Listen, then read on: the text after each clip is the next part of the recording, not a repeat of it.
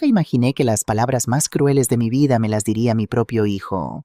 Pero ahí estaba yo, Catalina Romero, 68 años, escuchando a través del teléfono cómo Isabela Montserrat, la prometida de mi único hijo Javier, me informaba con esa voz fingidamente dulce. Lo siento, señora Catalina, pero no está invitada a la boda. Simplemente no encaja en nuestros planes. Y lo peor no era eso. Lo peor era que yo había pagado 15.000 palas de mis ahorros de toda la vida para esa boda. 15.000 euros que nunca volvería a ver. Pero eso tampoco era lo peor. Lo verdaderamente devastador era descubrir 3 días después que mi hijo había falsificado mi firma para hipotecar MI Apartamento y financiar su nueva vida con esa mujer. 68 años trabajando como costurera, 25 años criando a mi hijo sola después de que Antonio muriera, y esto era mi recompensa: ser excluida, robada y olvidada. Pero lo que ellos no sabían era que Catalina Romero no había sobrevivido 25 años sola para dejarse pisotear ahora. Esta es la historia de cómo recuperé mi dignidad, y mi venganza fue mucho más dulce de lo que jamás imaginé.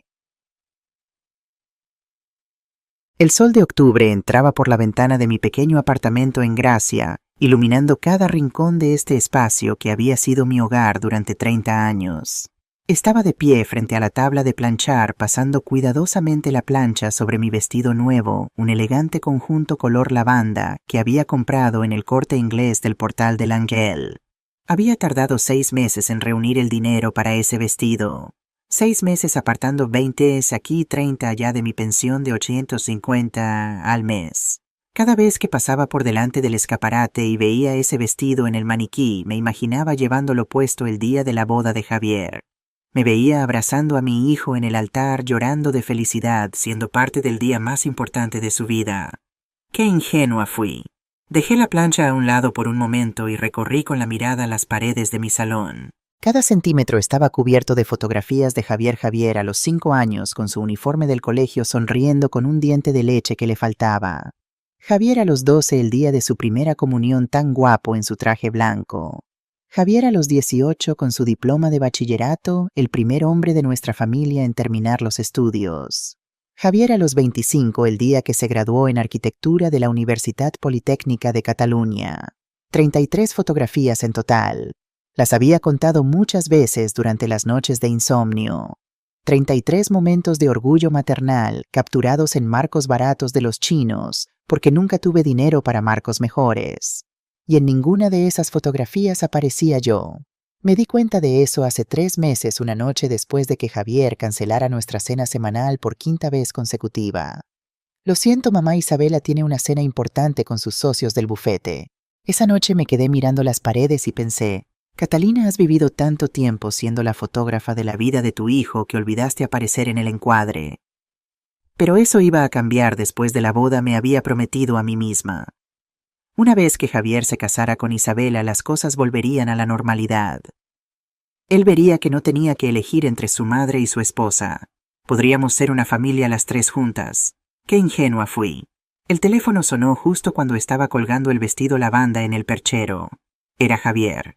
«Mamá, ¿cómo estás?» Su voz sonaba tensa, no como la voz cálida y amorosa que recordaba de cuando era niño. En los últimos 2 años, desde que conoció a Isabela, la voz de mi hijo se había vuelto diferente, más fría, más distante, como si cada palabra estuviera siendo monitoreada por alguien más. «Bien, hijo. Acabo de planchar mi vestido para el sábado.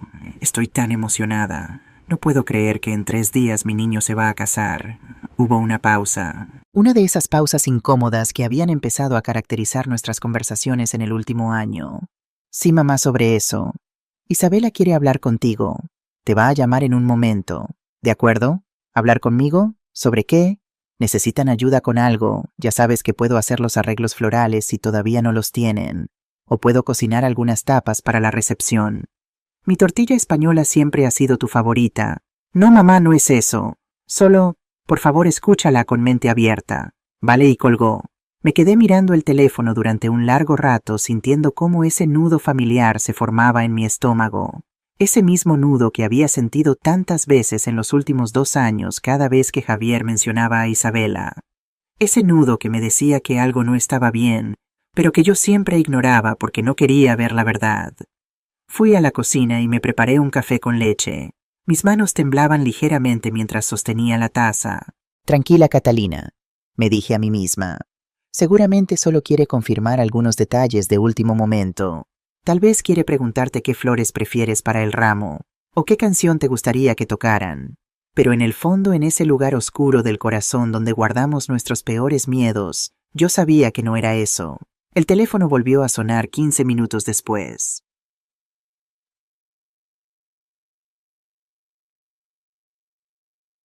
Señora Catalina, habla Isabela.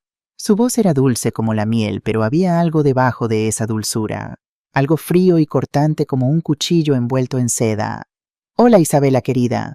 Javier me dijo que querías hablar conmigo. ¿Va todo bien con los preparativos? Bueno, señora Catalina, por eso precisamente la llamo. Ha surgido un inconveniente. Mi corazón comenzó a latir más rápido. Un inconveniente. ¿Qué tipo de inconveniente? ¿Hay algo que pueda hacer para ayudar? En realidad sí. Verá, la capilla de Montserrat resultó ser más pequeña de lo que pensábamos. Mi familia tiene muchos contactos importantes. Y bueno, Javier también tiene colegas del estudio de arquitectura que simplemente debemos invitar por razones profesionales. Así que hemos tenido que hacer algunos recortes en la lista de invitados. Mis dedos se aferraron con fuerza al borde de la mesa de la cocina. Entiendo. ¿Y necesitas que quite a alguno de mis invitados? Bueno, la verdad es que solo había invitado a mi amiga Mercedes y a mi prima Raquel, pero si hace falta puedo... No, señora Catalina, no se trata de sus invitados. El silencio que siguió fue tan pesado que sentí como si todo el aire hubiera sido succionado de la habitación.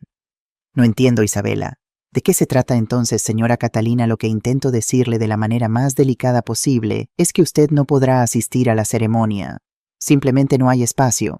Y Javier y yo hemos decidido que sería mejor mantener el evento íntimo, solo para nuestro círculo más cercano. Las palabras me golpearon como una bofetada física. Por un momento pensé que había escuchado mal, que mi oído de 68 años me había jugado una mala pasada. Perdona, ¿estás diciendo que no estoy invitada a la boda de mi hijo? Exactamente. Me alegro de que lo entienda. Sabía que usted sería razonable. Verá, es solo cuestión de espacio y de mantener cierto nivel. Usted entiende. Pero Isabela, yo soy su madre. Soy la madre del novio. ¿Cómo no voy a estar en la boda de mi propio hijo? Su tono cambió. La dulzura desapareció completamente. Señora Catalina, escúcheme bien. La boda es nuestra, de Javier y mía. Y hemos decidido que es mejor así. Mire, no se ponga dramática. No es como si fuera el fin del mundo. Javier la visitará después de la luna de miel y le contará todo sobre la ceremonia. Incluso podemos mostrarle las fotos. Será como si hubiera estado allí. Como si hubiera estado allí. Isabela, no sé si estás bromeando o... No estoy bromeando, señora. Hablo completamente en serio. La decisión ya está tomada. Javier está de acuerdo. De hecho, fue idea suya. Esas últimas palabras fueron las que realmente me destrozaron. Idea de Javier, sí. Él fue quien sugirió que sería mejor que usted no asistiera. Dijo que usted a veces puede ser un poco abrumadora. Y no queremos ningún drama el día de nuestra boda. Quiero hablar con mi hijo. Ahora, Javier está ocupado con los preparativos. Pero le dije que yo hablaría con usted y que usted lo entendería. Porque usted es una mujer razonable, ¿verdad, señora Catalina? Una mujer que ama a su hijo y quiere lo mejor para él. Y lo mejor para él es que su madre no esté en su boda. Lo mejor para él es empezar su nueva vida sin complicaciones, sin ataduras del pasado. Usted ha hecho su trabajo como madre. Lo crió, lo alimentó, lo educó. Ahora es mi turno de cuidar de él. Y francamente, señora Catalina, cuanto menos interfiera usted, mejor será para todos. Isabela, yo pagué 15,000 pos para esta boda. Saqué mis ahorros de toda mi vida porque Javier me dijo que lo necesitaban. Isabela rió. Fue una risa corta despectiva que me heló la sangre. Ah, sí, el dinero. Bueno, considérelo un regalo de bodas. Una madre generosa dando un regalo generoso a su hijo. Nadie le pidió que lo hiciera, señora. Usted lo ofreció voluntariamente. ¿Y ahora? Bueno, el dinero ya está gastado. El fotógrafo está pagado, el catering está pagado, las flores están pagadas. Todo con su dinero, sí. Pero todo a nuestro nombre. No puedes hacer esto. Ya está hecho, señora Catalina. Le sugiero que lo acepte con gracia. Sería una lástima armar un escándalo que solo la haría quedar mal a usted. La gente diría, Mira a esa vieja amargada tratando de arruinar la felicidad de su hijo. ¿Eso es lo que quiere? Quiero hablar con Javier. Ahora mismo. Ya le dije que está ocupado. Pero si insiste le diré que la llame. En algún momento. Después de la boda quizás. Ahora si me disculpa tengo mucho que hacer. Los preparativos de una boda son tan estresantes. Estoy segura de que lo entiende. O bueno, quizás no. Después de todo, usted nunca tuvo una boda elegante, ¿verdad? Supe que se casó en una ceremonia muy modesta. Qué lástima. Y colgó. Me quedé allí en mi pequeña cocina con el teléfono en la mano completamente inmóvil. El café con leche se había enfriado en la mesa. El reloj de la pared marcaba las 3:47 de la tarde. Un día de octubre perfecto en Barcelona con el sol brillando afuera, y mi mundo acababa de colapsar. No sé cuánto tiempo estuve así. Podría haber sido 10 minutos o una hora. Todo lo que recuerdo es el sonido de mis propios sollozos desgarradores y feos llenando el silencio del apartamento vacío. Finalmente me levanté y caminé hacia el salón. Mi vestido lavanda colgaba del perchero hermoso e inútil. Lo miré durante un largo rato y luego, sin pensar realmente en lo que estaba haciendo, lo descolgué y lo arrojé al suelo. Me senté en mi sillón, el que Antonio me había regalado hace 30 años, cuando Javier tenía 10. Este sillón había sido testigo de tantos momentos, noches en vela, cuando Javier estaba enfermo, tardes haciendo la costura mientras él hacía los deberes en la mesa, mañanas de domingo leyendo el periódico mientras él veía dibujos animados. Ahora era testigo de mi corazón rompiéndose. Lloré hasta que no me quedaron más lágrimas. Lloré por los 15,000 bons que había ahorrado durante años, guardando 50, aquí 100, allá viviendo de arroz y lentejas para poder darle a mi hijo el regalo que él había pedido. Lloré por el vestido lavanda que nunca usaría.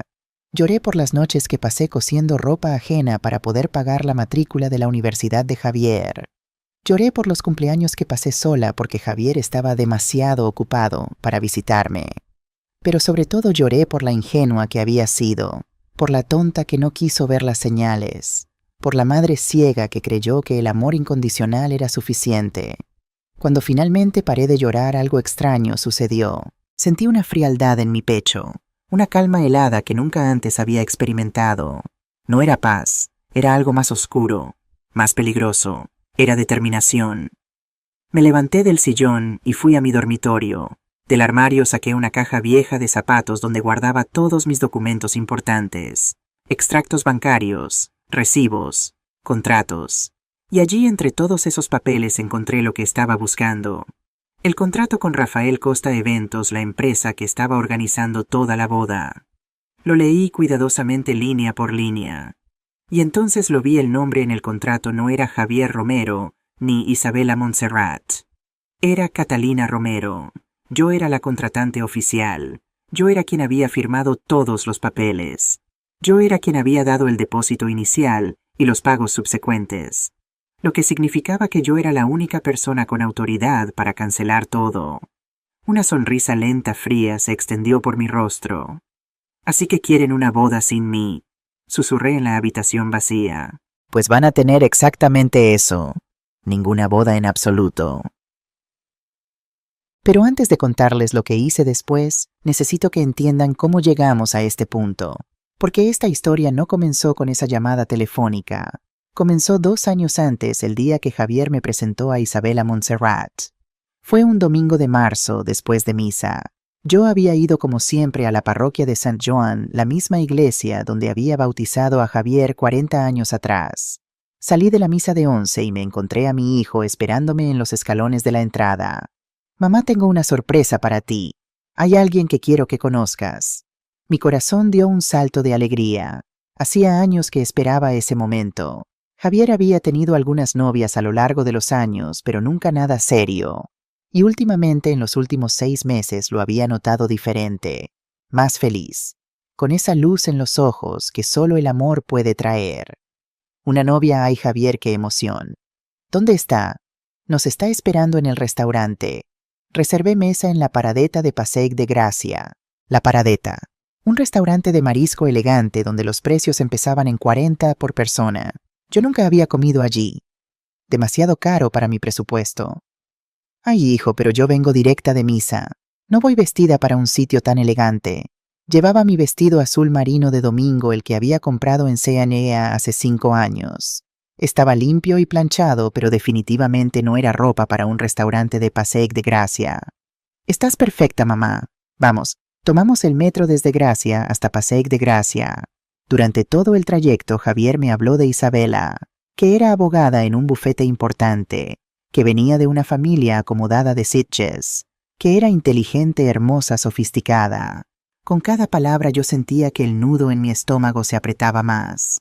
Cuando llegamos al restaurante la vi inmediatamente. Era imposible no verla. Isabela Montserrat estaba sentada en una mesa junto a la ventana y brillaba. No hay otra palabra para describirlo. Brillaba como esas mujeres de las revistas de moda que yo hojeaba mientras esperaba mi turno en el médico. Llevaba un traje sastre color beige que probablemente costaba más que mi renta de 3 meses. Su cabello castaño estaba perfectamente peinado en un moño bajo y elegante. Sus uñas estaban perfectamente manicuradas en un color nude sofisticado. Y cuando sonrió mostrando dientes blancos y perfectos, supe inmediatamente que mi hijo se había enamorado de alguien de un mundo completamente diferente al nuestro. Señora Catalina, es un placer conocerla finalmente. Javier me ha hablado tanto de usted.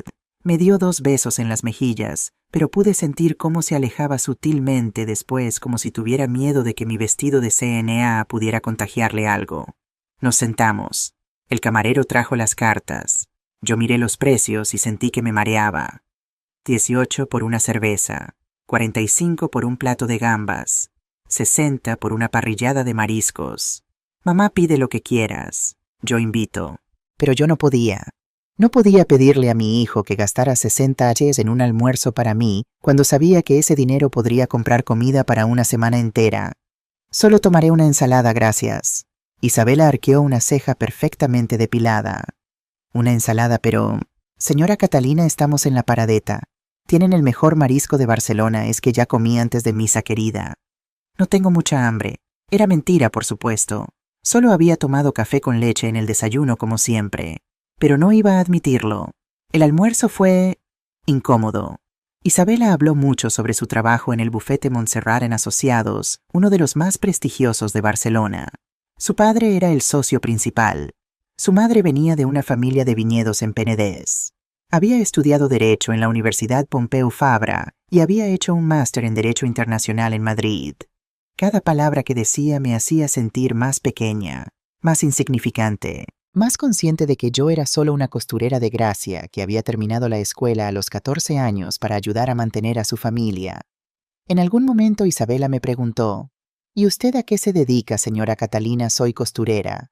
Trabajo desde casa principalmente arreglando ropa y haciendo vestidos para ocasiones especiales.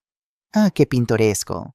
Como en los viejos tiempos. Supongo que con toda la ropa barata que viene de China debe ser difícil mantener ese tipo de negocio. Su tono era dulce, pero sus palabras me cortaron como tijeras afiladas. Me las arreglo. Es un trabajo honesto. Por supuesto, por supuesto. Todo trabajo honesto es admirable. Tomó un sorbo de su vino blanco de 30 a la copa. Javier me contó que usted lo crió sola después de que su esposo falleciera. Debe haber sido muy difícil. Admiro su... fortaleza. La forma en que dijo fortaleza hizo que sonara más como obstinación. Durante el resto del almuerzo, Isabela y Javier hablaron sobre sus planes. Estaban pensando en mudarse juntos a un apartamento en el Example. Isabela había encontrado un lugar precioso cerca del Passaic de Saint-Joan. Ni 800 al mes, pero valía la pena por la ubicación. Ni 800 al mes. Más del doble de lo que yo pagaba por mi apartamento en Gracia. Más del doble de mi pensión entera. Cuando el camarero trajo la cuenta, Isabela ni siquiera miró el total. Javier sacó su tarjeta de crédito y pagó 180 sin pestañear. 180 € por un almuerzo. Yo podría vivir una semana entera con ese dinero. Nos despedimos en la calle. Isabela me dio otros 2 besos de aire, manteniendo la distancia cuidadosamente. Ha sido un placer conocerla, señora Catalina. Estoy segura de que nos veremos pronto. Pero había algo en sus ojos que decía lo contrario. Algo que decía, he evaluado tu situación y he decidido que no eres lo suficientemente buena para mi nuevo mundo con Javier.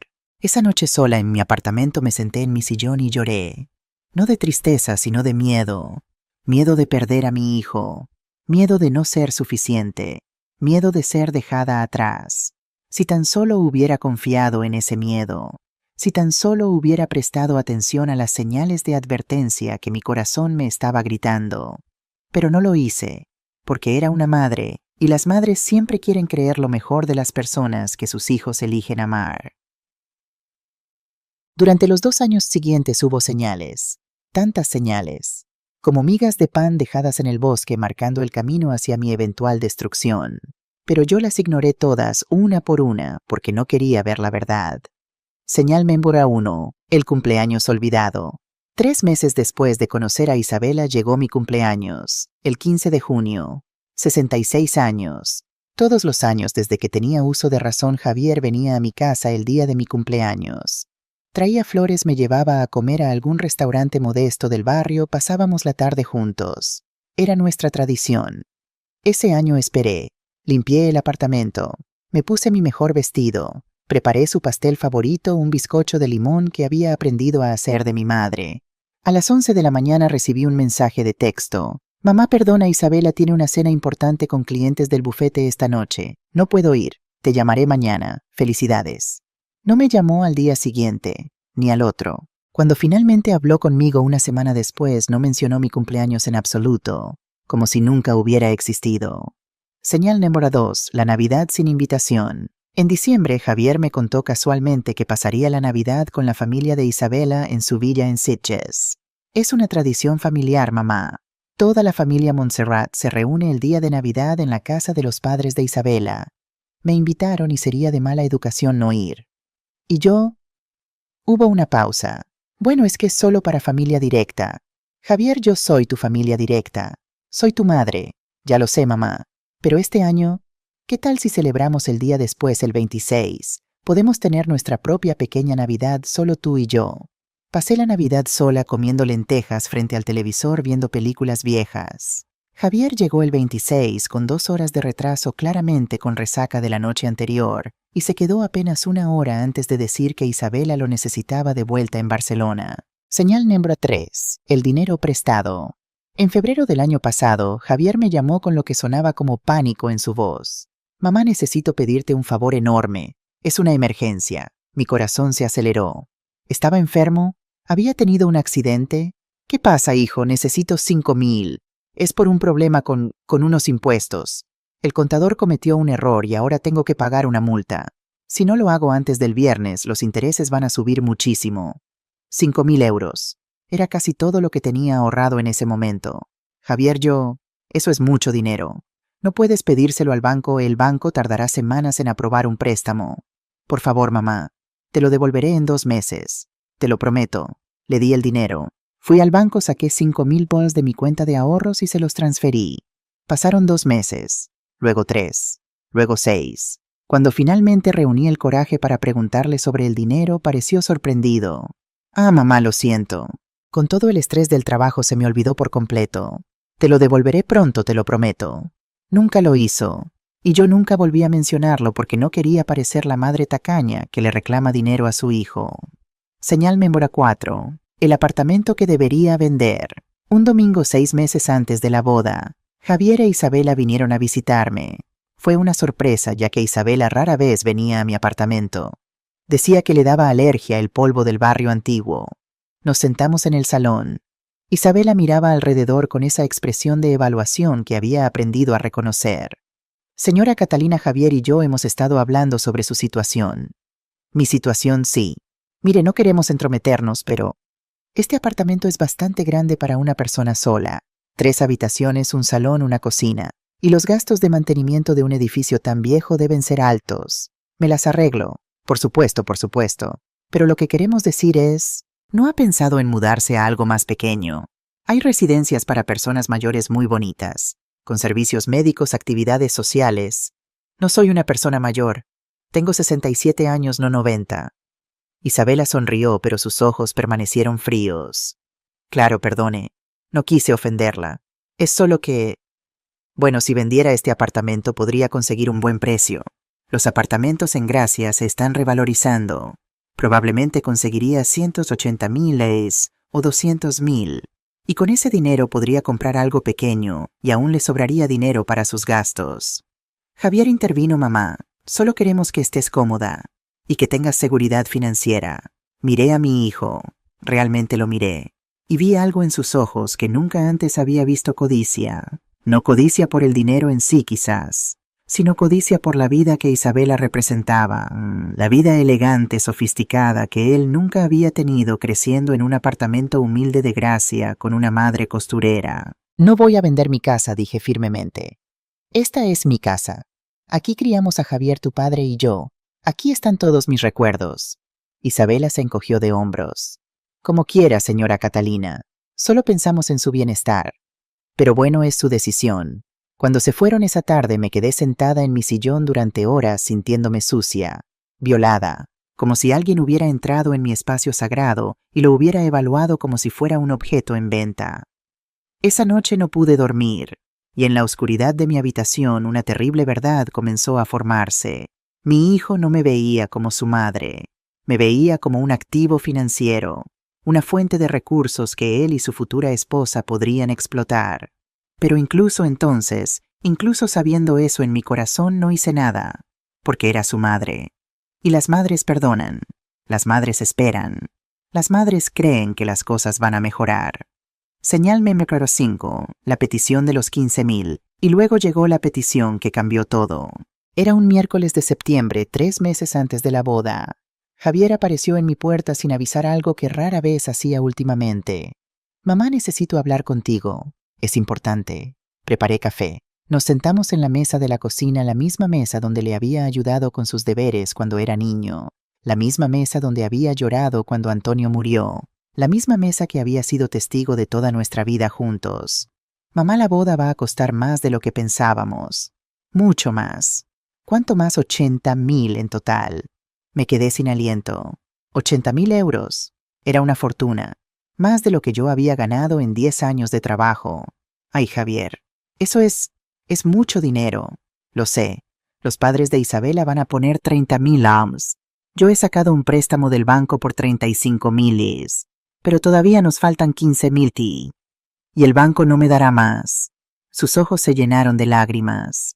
Mi hijo, mi niño llorando en mi cocina. Mamá, sé que es mucho pedir. Sé que has trabajado duro toda tu vida, pero no tengo a nadie más a quien recurrir. Eres mi única familia. Y esta boda es el comienzo de mi nueva vida. Isabela es la mujer de mis sueños. No puedo perderla. Algo en la forma en que lo dijo me molestó. No puedo perderla. Como si ella fuera un premio que podría ser arrebatado si él no cumplía con ciertos estándares. Hijo, 15,000 es casi todo lo que tengo ahorrado. Lo sé, mamá, y te lo devolveré, te lo juro. En cuanto tengamos los regalos de boda, en cuanto me den el bono de fin de año, te lo devolveré todo, con intereses si quieres. Me quedé mirando las manos de mi hijo, manos que yo había sostenido cuando era un bebé, manos que había curado cuando se caía jugando, manos que había aplaudido cuando se graduó de la universidad. Y entonces pensé en Antonio, mi difunto esposo. Si estuviera vivo, ¿qué haría? ¿Qué me diría? Creo que me diría: Catalina, si das este dinero nunca lo recuperarás. Y no solo el dinero, también perderás tu dignidad. Pero Antonio estaba muerto, y yo estaba sola, y mi hijo estaba llorando en mi cocina pidiéndome ayuda. De acuerdo, escuché mi propia voz decir: te daré el dinero. Javier saltó de su silla y me abrazó con tanta fuerza que casi no podía respirar. Gracias, mamá. Gracias, gracias, gracias. Eres la mejor madre del mundo. No sé qué haría sin ti. Papá estaría tan orgulloso. Fui al banco al día siguiente y saqué 15,000 de mis ahorros. Los puse en un sobre y se los di a Javier. Con una condición, le dije: quiero ayudar a planear la boda. Quiero ser parte de esto. Por supuesto, mamá Isabela estará encantada de tu ayuda. Otra mentira. Una más en una larga lista de mentiras que mi hijo me había dicho en los últimos 2 años.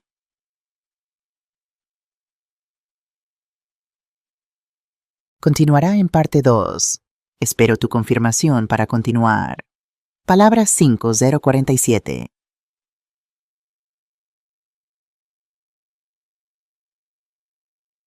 Pero volvamos al presente.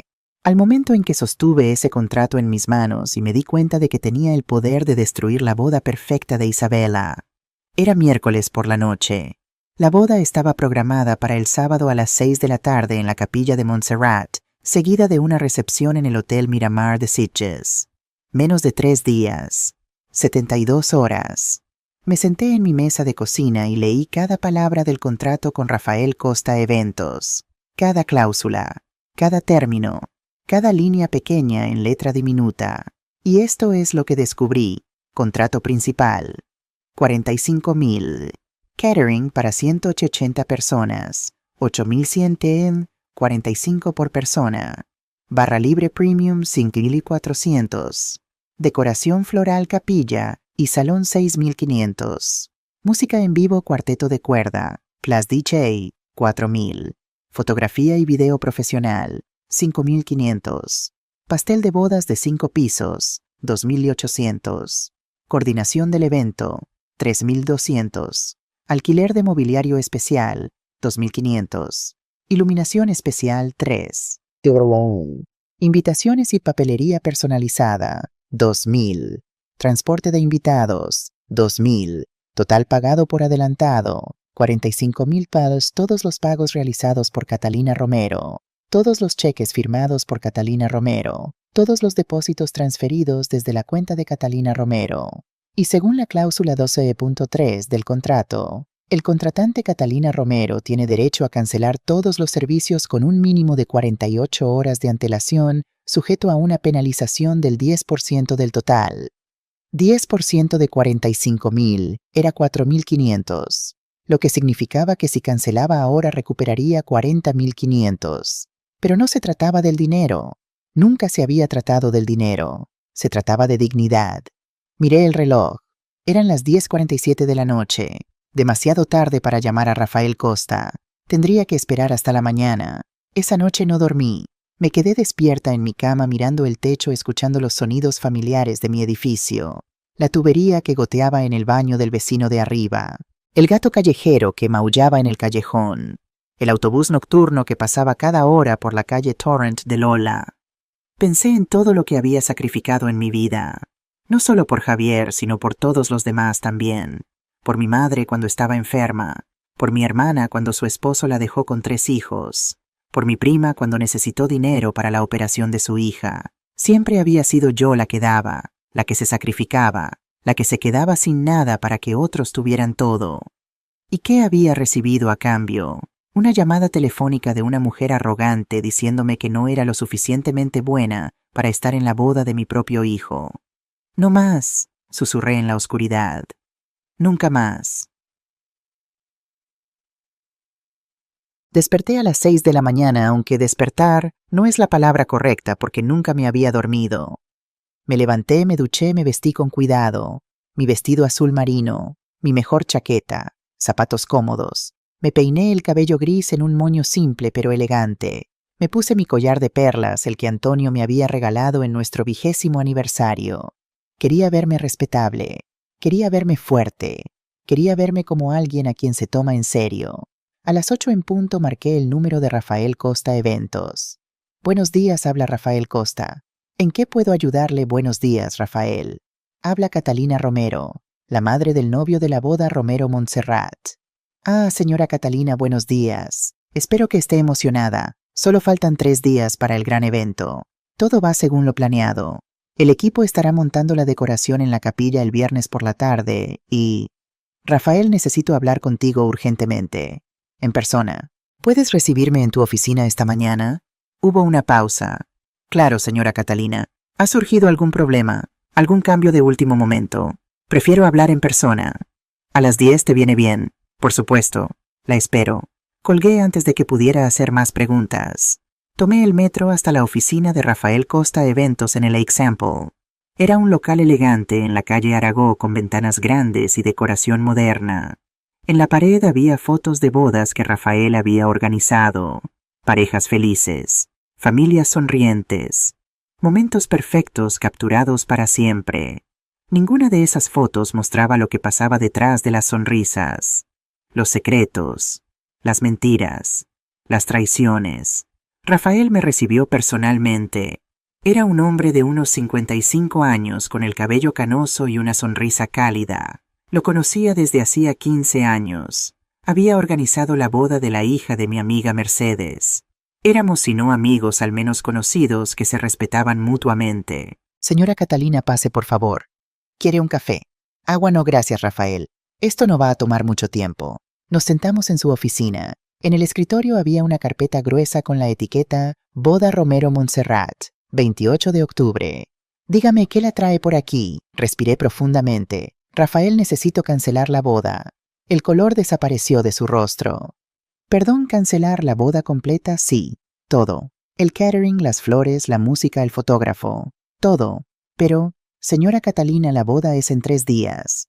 3 días, ya tenemos toda la comida pedida. El equipo ya está preparando la decoración. Los músicos han bloqueado su agenda. Esto va a costar. Soy consciente de los costos. Leí la cláusula 12.3. Estoy dispuesta a pagar la penalización del 10%. Rafael se pasó la mano por el cabello claramente angustiado. Señora Catalina, con todo respeto, ¿puedo preguntarle qué ha pasado? ¿Ha habido alguna emergencia? ¿Está todo bien con su hijo? Mi hijo está perfectamente bien. De hecho, está tan bien que decidió que yo no estoy invitada a su boda. El silencio que siguió fue absoluto. ¿Qué es lo que oyes, Rafael? La novia me llamó ayer para informarme que no hay espacio para mí en la capilla, que sería mejor si yo no asistiera, que solo quieren gente de su nivel. Vi cómo la comprensión se extendía por el rostro de Rafael. Luego vi algo más: furia. Eso es inaceptable. Usted es la madre del novio, y además usted es quien pagó por todo esto. Exactamente. Razón por la cual estoy ejerciendo mi derecho contractual de cancelar todos los servicios. Rafael se recostó en su silla mirándome con una mezcla de admiración y preocupación. Señora Catalina, entiendo perfectamente por qué quiere hacer esto. Y legalmente tiene todo el derecho. Pero, ¿ha pensado en las consecuencias su hijo? ¿La familia de la novia? Esto va a causar un escándalo enorme. Que haya un escándalo. Ya no me importa.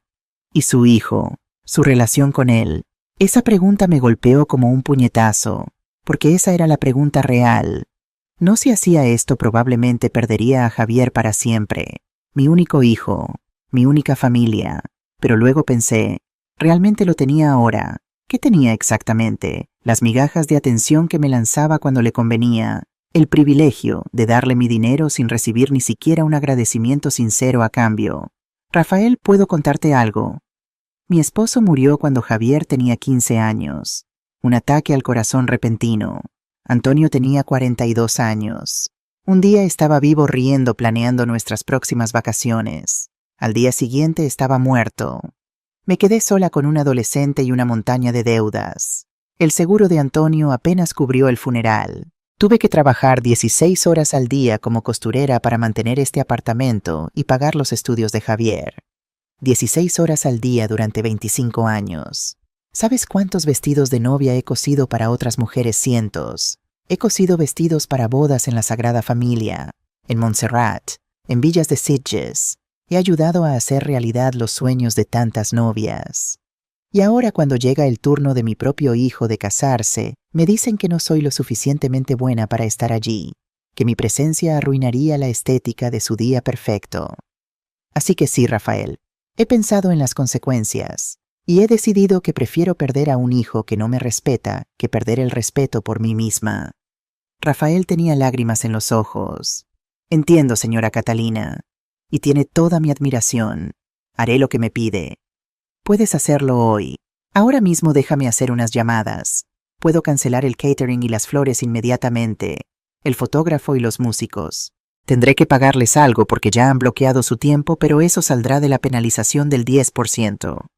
Está de acuerdo, completamente de acuerdo. Y quiere que devuelva el dinero restante a su cuenta. Pensé por un momento. No.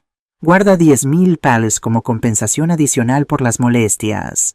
El resto devuélvelo a mi cuenta. Señora Catalina, no tienes que... Quiero hacerlo. Has sido siempre muy profesional conmigo. Y sé que esto te va a causar problemas. Considéralo un regalo de mi parte.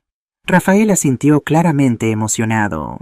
Hay una cosa más que deberías saber, dijo después de un momento. Hace 2 semanas la señorita Montserrat vino a mi oficina. Quería ver si podía cambiar el nombre en el contrato del suyo al de ella. Mi corazón se detuvo. ¿Qué dijo que sería más apropiado si el contrato estuviera a nombre de la novia? Le dije que eso requeriría su autorización por escrito. Me mostró un documento que supuestamente tenía su firma autorizando el cambio. Y yo conozco su firma, señora Catalina. He visto su firma en docenas de documentos a lo largo de los años. Esa firma era falsa. Se lo dije a la señorita Montserrat. Se puso furiosa y me amenazó con llevar su negocio a otra empresa. Le dije que era libre de hacerlo, pero que no falsificaría documentos por nadie. Sentí como si me hubieran echado agua helada encima. Falsificaron mi firma. Lo intentaron. No funcionó conmigo. Pero, señora Catalina, si lo intentaron conmigo, probablemente lo intentaron con otros también.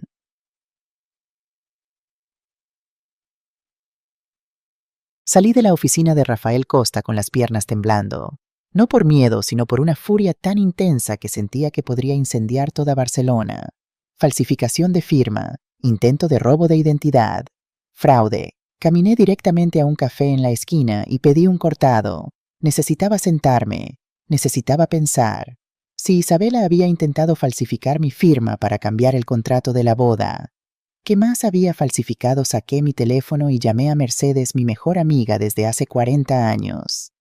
Catalina, ¿qué pasa? Tu voz suena rara. Mercedes, necesito tu ayuda. ¿Puedes venir al Café Cometa en la calle Aragó? Ahora mismo voy. Mercedes llegó en 20 minutos. Es una mujer robusta de 70 años con el cabello completamente blanco y ojos que no se pierden nada. Había sido enfermera durante 40 años en el Hospital Clinic y había visto todo tipo de maldad humana. Le conté todo, la llamada de Isabela, la cancelación de la boda, el intento de falsificación de firma. Mercedes escuchó en silencio, su expresión volviéndose más oscura con cada palabra. Esa bruja, dijo finalmente, esa maldita bruja manipuladora. Mercedes, necesito tu ayuda para algo. Necesito revisar todos mis documentos bancarios, todos mis papeles legales. Si intentó falsificar mi firma una vez, podría haberlo intentado otras veces. Vamos a tu casa ahora mismo. Fuimos a mi apartamento y sacamos todo. Cada extracto bancario de los últimos 2 años, cada documento legal, cada contrato, cada recibo. Y entonces lo encontramos. Entre un montón de papeles viejos había un documento que nunca había visto antes. Era una autorización de hipoteca complementaria del Banco Sabadell, fechada 3 meses atrás. Según este documento, yo, Catalina Romero, autorizaba una hipoteca de 50.000 DAB sobre mi apartamento en la calle Torrent de Lola, con Javier Romero como beneficiario principal. La firma en el documento se parecía a la mía. Pero no era la mía. Dios mío, susurró Mercedes. Te robaron la casa. Mis manos temblaban mientras sostenía el papel. ¿Cómo llegó esto aquí? Probablemente Javier lo dejó entre tus cosas para que pareciera legítimo si alguien preguntaba. Catalina, esto es grave. Esto es un delito. Tengo que ir al banco. Ahora. Espera. Antes de ir al banco necesitas un abogado. Un buen abogado. Mercedes sacó su teléfono y marcó un número. Elena habla, Mercedes García. Necesito que hagas un favor urgente a una amiga mía. Sí, es una emergencia. Fraude financiero. ¿Puedes vernos hoy? Perfecto. Vamos para allá.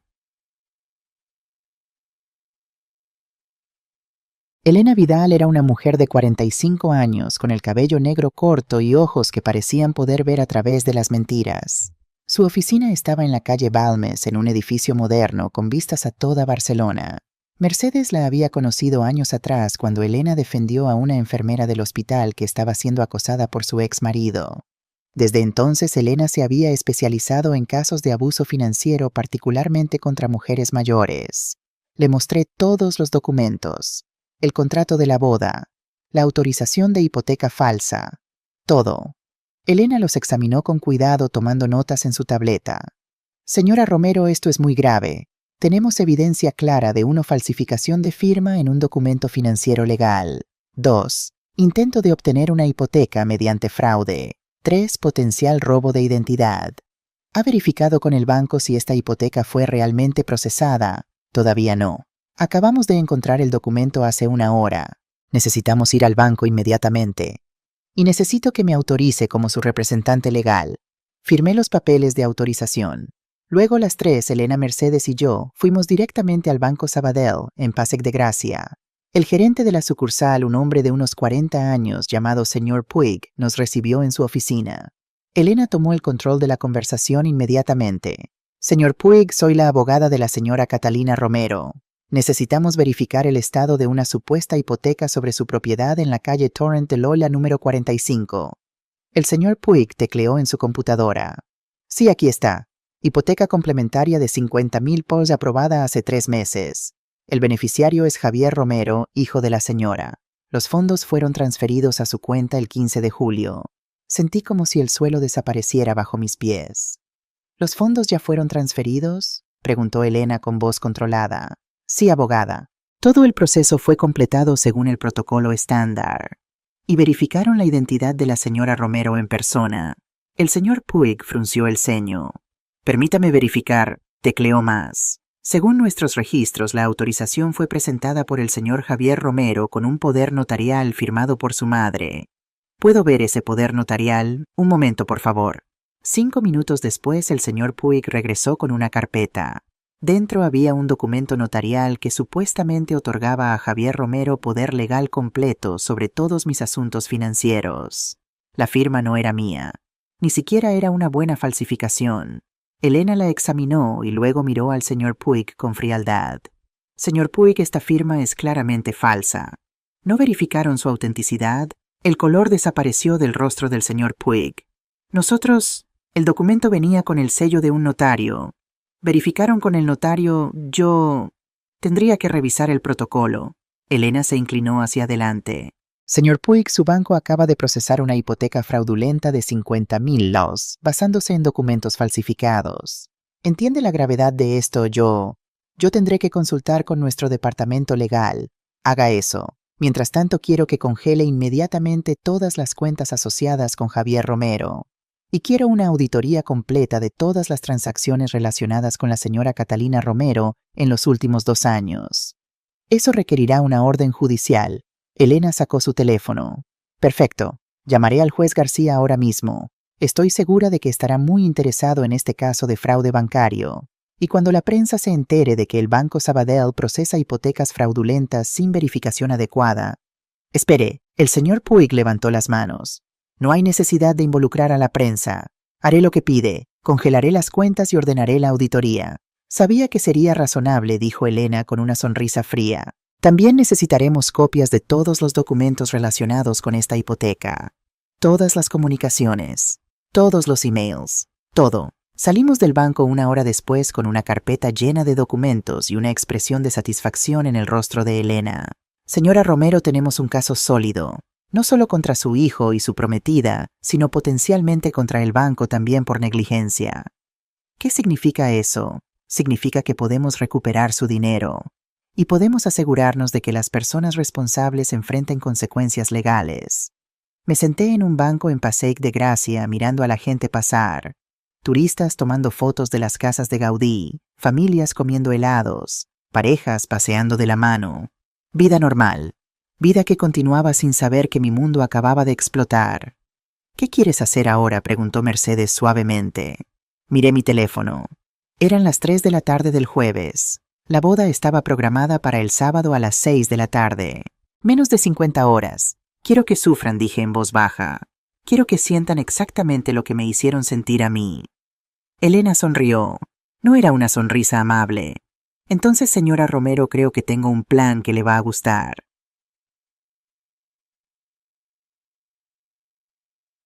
Nos reunimos en la oficina de Elena esa misma tarde. Mercedes, Elena y yo. Y Elena desplegó lo que solo puedo describir como una obra maestra de justicia estratégica. Aquí está lo que vamos a hacer, dijo Elena, escribiendo en una pizarra blanca. Tenemos 2 objetivos. 1, recuperar el dinero de la señora Romero. 2, asegurar que su hijo y la señorita Montserrat enfrenten las consecuencias de sus acciones. Para el objetivo 1, ya congelamos las cuentas de Javier. Mañana presentaremos una denuncia formal de fraude ante la policía. Con la evidencia que tenemos la firma falsificada, el documento notarial falso, la policía tendrá que investigar. También presentaremos una demanda civil contra el banco por negligencia. Ellos procesaron una hipoteca sin verificación adecuada. Son responsables. Pero aquí está la parte interesante. No vamos a decirle nada de esto a Javier o Isabela hasta el sábado. El sábado pregunté, ¿por qué esperar? Porque, señora Romero, usted quiere que sufran. Y la mejor manera de hacer que sufran es dejar que piensen que todo va según su plan. Dejar que se preparen, que inviten a todos sus amigos importantes, que se vistan con sus ropas elegantes, que lleguen a esa capilla esperando su boda perfecta. Y entonces cuando estén allí frente a todos sus invitados, frente a toda la familia Montserrat, frente a todos los socios del bufete, ahí es cuando atacamos. Mercedes soltó una carcajada. Elena, eres diabólica. Me encanta. Pero ¿cómo? Pregunté. Ya cancelé todos los servicios. No habrá boda que arruinar. Elena sonrió. Exactamente. Van a llegar a una capilla vacía, sin flores, sin música, sin catering, sin fotógrafo, nada. Y frente a 180 invitados confundidos tendrán que explicar por qué no hay boda. Pero nosotros estaremos allí. Y cuando inevitablemente traten de culparte a ti de decir que la madre loca arruinó todo. Ahí es cuando presentamos la evidencia del fraude. Ahí es cuando mostramos a todos los presentes exactamente qué tipo de personas son. Sentí una oleada de satisfacción tan intensa que casi me mareó. ¿Puedes hacer eso? Legalmente, absolutamente. De hecho, sería mejor si hubiera testigos cuando se les confronte con la evidencia. Hace que sea más difícil para ellos negar o minimizar después. Pero dudé. Esto va a humillarlos públicamente. Va a destruir la reputación de Javier. Elena me miró directamente a los ojos. Señora Romero, con todo respeto, su hijo intentó robarle su casa. Falsificó su firma. Cometió fraude financiero. Y luego, después de todo eso, permitió que su prometida la excluyera de su propia boda. Realmente le preocupa su reputación, pensé en Javier. En el niño que había sido, en el hombre en que se había convertido, y pensé en mí, en Catalina Romero, en la mujer que había sido aplastada y silenciada durante tantos años.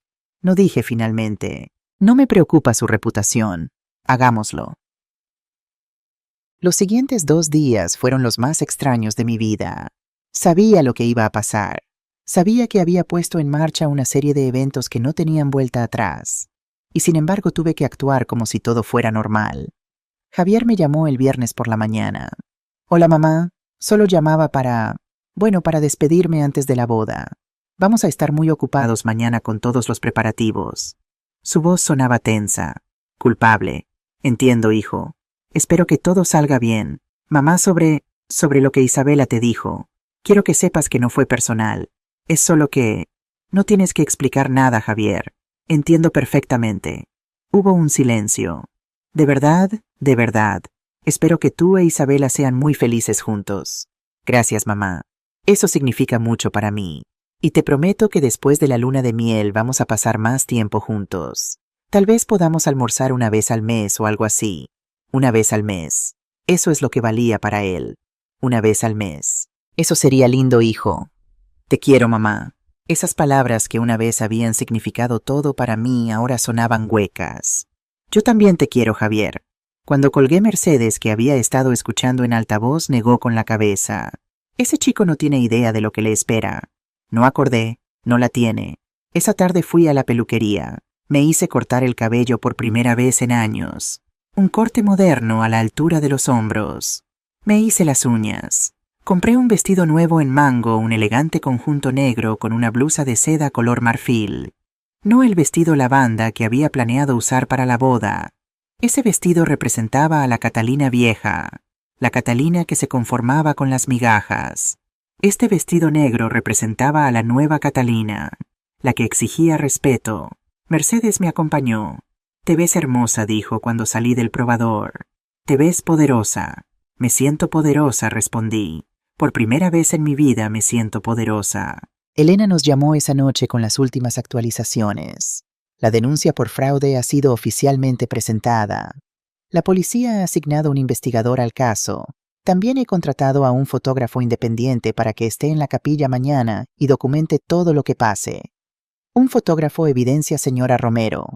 Siempre necesitamos evidencia. Y además, Elena hizo una pausa. Tengo contactos en el periódico.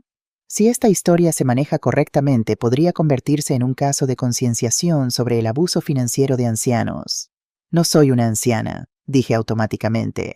Elena se rió. Lo siento. Tiene razón. Personas mayores. El punto es que su historia podría ayudar a otras mujeres en situaciones similares. Esa noche sola en mi apartamento me senté en mi sillón favorito y pensé en Antonio. Amor mío, susurré en la oscuridad. Mañana voy a hacer algo que probablemente nunca aprobarías. Voy a destruir públicamente a nuestro hijo. Voy a humillarlo frente a toda la sociedad de Barcelona.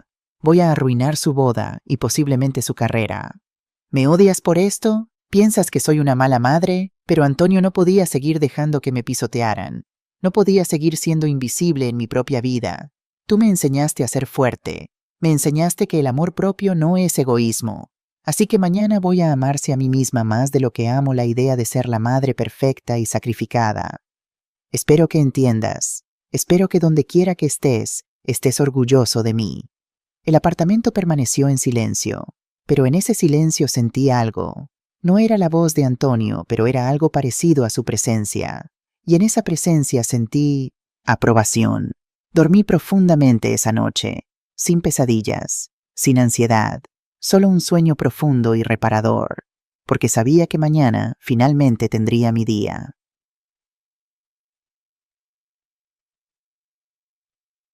Desperté a las 7 de la mañana del sábado, el día de la boda que nunca sería. Me tomé mi tiempo preparándome, ducha larga y caliente, maquillaje cuidadoso, el vestido negro y la blusa marfil, zapatos de tacón bajo pero elegantes, mi collar de perlas.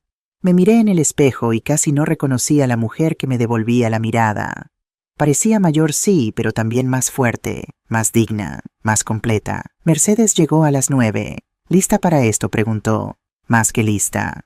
Elena llegó a las 10 con su asistente, un joven llamado Mark, que llevaba una cámara profesional. Mark va a documentar todo, explicó Elena. Necesitamos evidencia visual de la confrontación para el caso legal. Tomamos 2 coches hasta Montserrat. El viaje normalmente toma 1 hora desde Barcelona. Teníamos mucho tiempo. La ceremonia no estaba programada hasta las 6 de la tarde, pero queríamos llegar temprano. Queríamos ver sus caras cuando empezaran a darse cuenta de que algo andaba mal. Llegamos a las 4 de la tarde.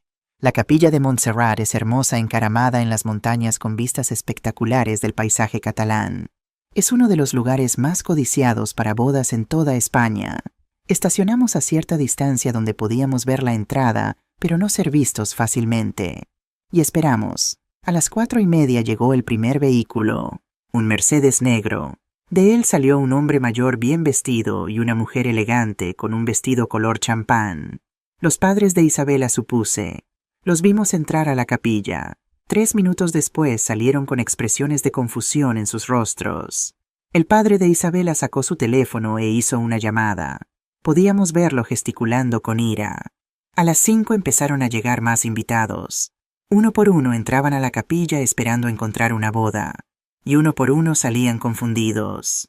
A las 5:15 un BMW deportivo se detuvo bruscamente frente a la capilla.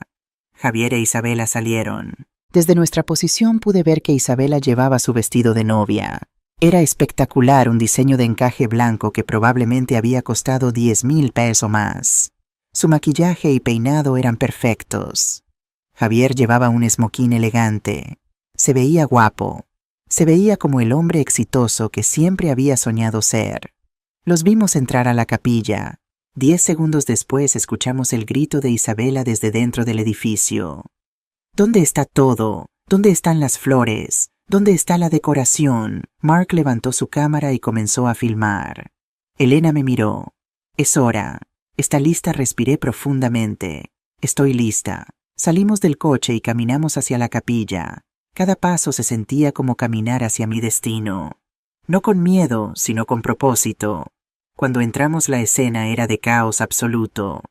Isabela estaba en el centro de la capilla vacía, su hermoso vestido contrastando grotescamente con el espacio desnudo. No había flores, no había decoraciones. No había nada excepto los bancos vacíos y el altar simple. Javier estaba en su teléfono gritándole a alguien. Los padres de Isabela estaban hablando urgentemente con el sacerdote, quien se veía completamente perdido. Los invitados, unos 60 hasta ahora, estaban agrupados en pequeños grupos, susurrando entre ellos. Y entonces Isabela me vio. Sus ojos se estrecharon. Su cara, ya roja de furia, se volvió púrpura. «Tú», gritó, señalándome con un dedo tembloroso. «Tú hiciste esto». Todos los ojos se volvieron hacia mí.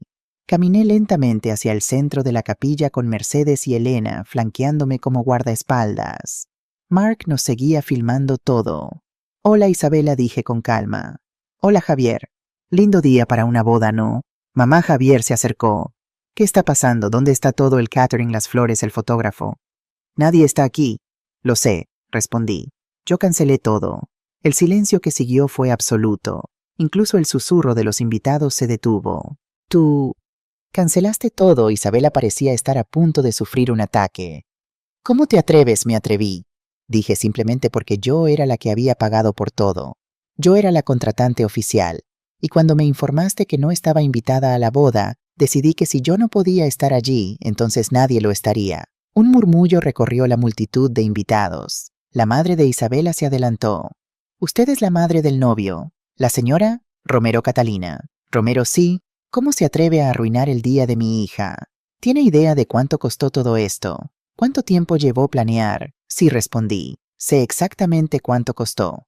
45,000 para ser exactos. Todo pagado con MI dinero. Mis ahorros de toda la vida». Más murmullos. Los invitados se acercaban formando un círculo alrededor de nosotros. «Esto es ridículo», dijo el padre de Isabela. «Voy a llamar a mi abogado. Esto es sabotaje. Es fraude». Elena se adelantó. «Qué interesante que mencione eso. Soy Elena Vidal, abogada de la señora Romero. Y de hecho hay fraude involucrado en este caso. Pero no del lado de mi cliente». Sacó una carpeta de su maletín. «Verán, hace 3 meses alguien falsificó la firma de la señora Romero en un documento de autorización de hipoteca. Usando esa firma falsa se obtuvo fraudulentamente 50,000 pesos de su propiedad. El beneficiario de esos fondos fue Javier Romero». Vi cómo el color desaparecía del rostro de Javier. «Mamá, ¿yo puedo explicar?» «Oh, estoy segura de que puedes», dije. «Pero primero dejemos que todos escuchen la explicación completa». Elena continuó, su voz clara y autoritaria resonando en la capilla. «Además del fraude financiero, la señorita Isabela Montserrat intentó falsificar la firma de la señora Romero en el contrato de la boda para cambiar el nombre del contratante. Cuando el organizador del evento se negó, la señorita Montserrat lo amenazó. Isabela abrió la boca para protestar, pero Elena levantó una mano. «Tenemos testimonios firmados. Tenemos copias de los documentos falsificados. Tenemos evidencia bancaria. Y esta mañana presentamos una denuncia formal de fraude ante la policía de Barcelona». El silencio era ensordecedor. Javier se volvió hacia mí con lágrimas en los ojos. «Mamá, por favor, no tienes que hacer esto.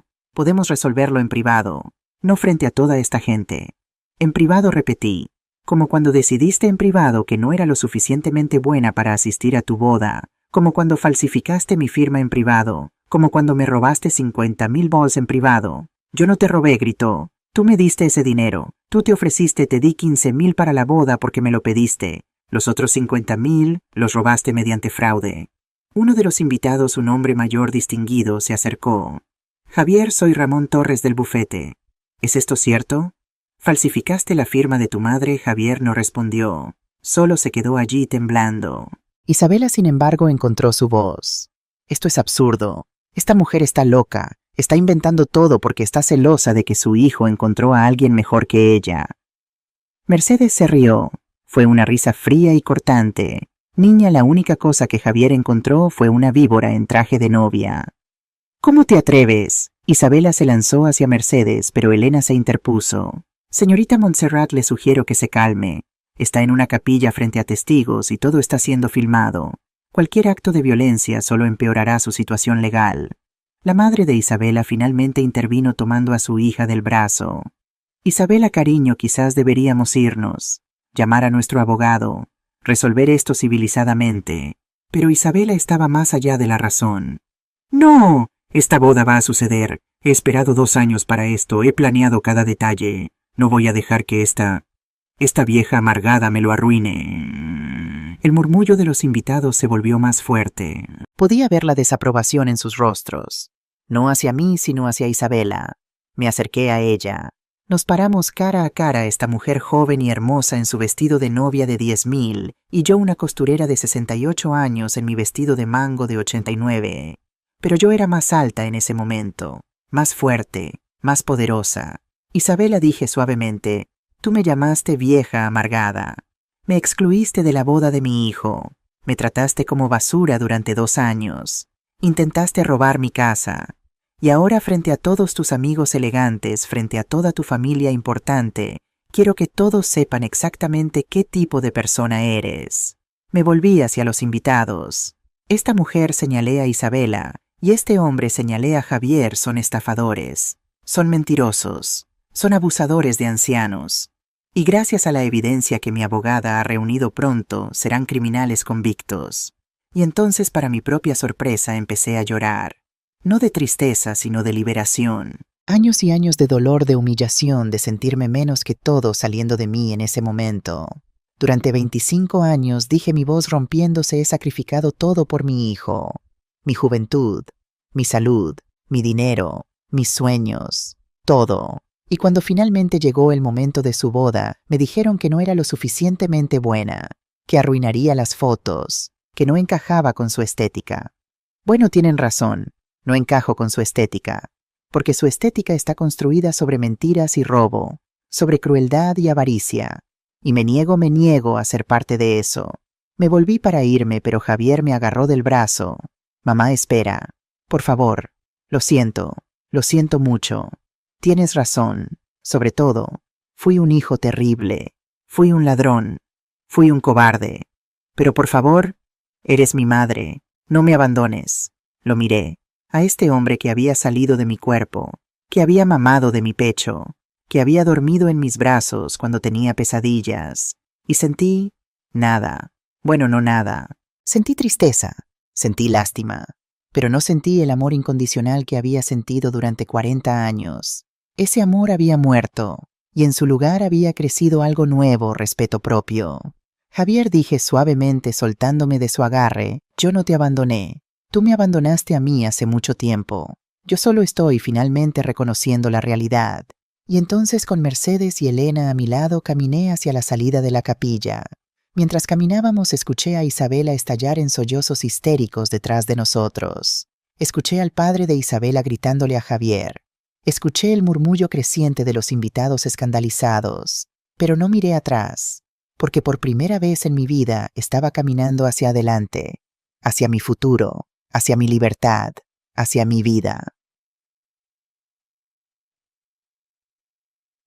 Salimos de la capilla de Montserrat hacia el aire fresco de la montaña.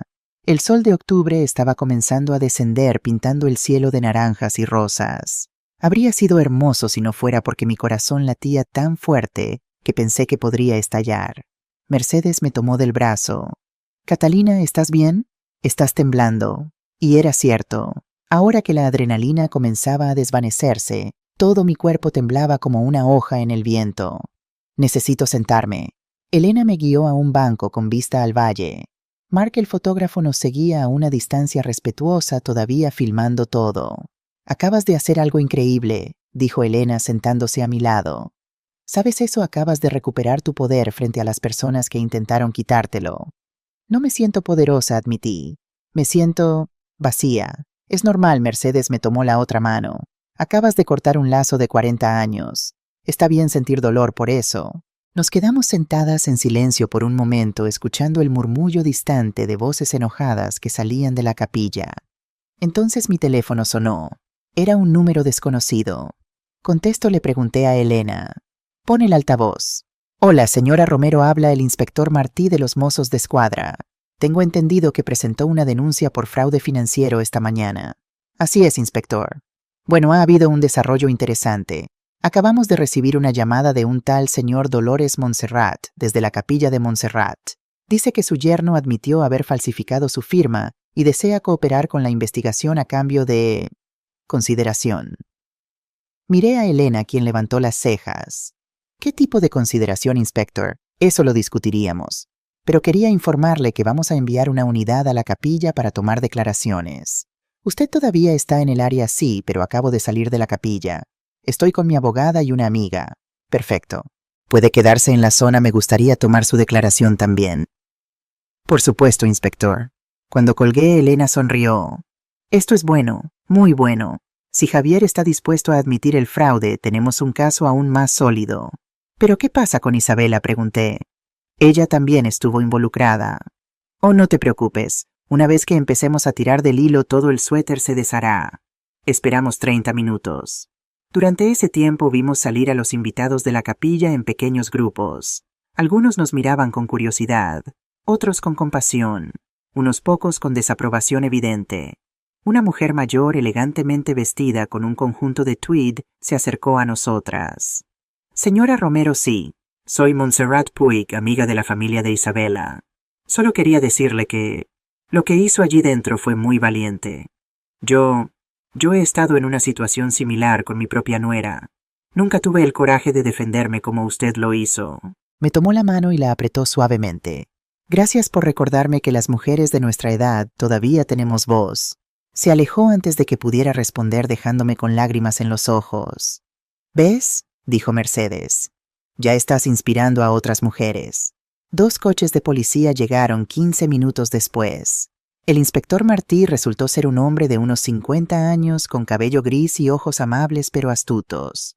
Señora Romero, soy el inspector Martí. ¿Podemos hablar? Pasamos la siguiente hora dando declaraciones.